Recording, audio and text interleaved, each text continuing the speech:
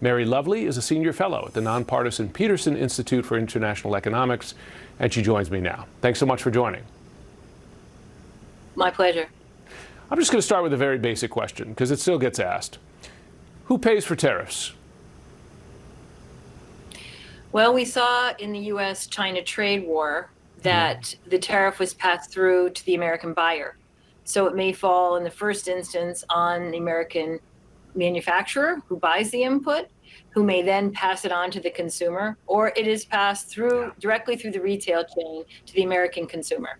Yeah, and we've heard this that as relates to cars, which the president's going to announce these new tariffs on today, that's already increasing the price of cars by, in some cases, many thousands of dollars.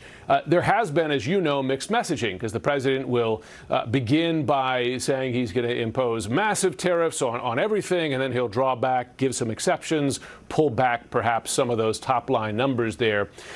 In terms of economic impact, does that uncertainty and back and forth impose its own costs on growth forecasts?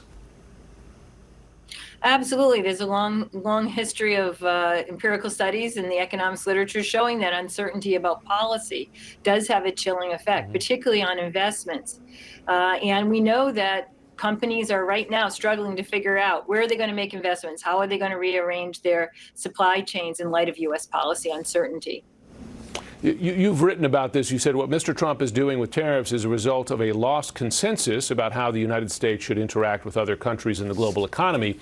What he says he's trying to do with these tariffs is to bring manufacturing back to the U.S. But when you look at, for instance, the supply chain for cars in North America, it's very integrated. There's a lot that goes back and forth more than once.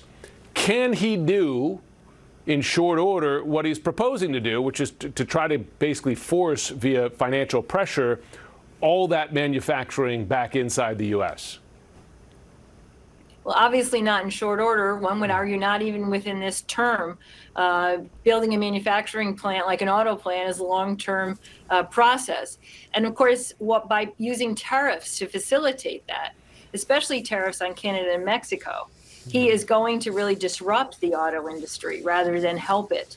What we are going to see, of course, is higher prices for consumers and decreased sales in the United States. Americans will keep their cars longer. They'll have to. They won't be able to afford them. They'll also have a lot less choice because, autos that are sold in small amounts are basically not assembled here. They're assembled overseas. Those autos simply won't be shipped here anymore. So we're going to see higher prices, lower demand, and less choice.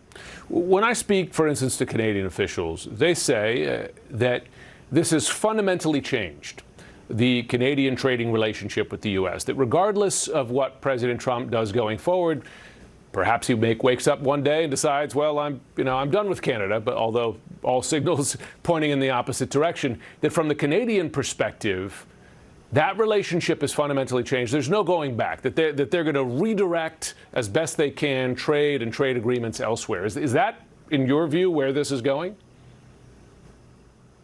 Yes, I think it is, because President Trump is basically ripping up some of his own agreements.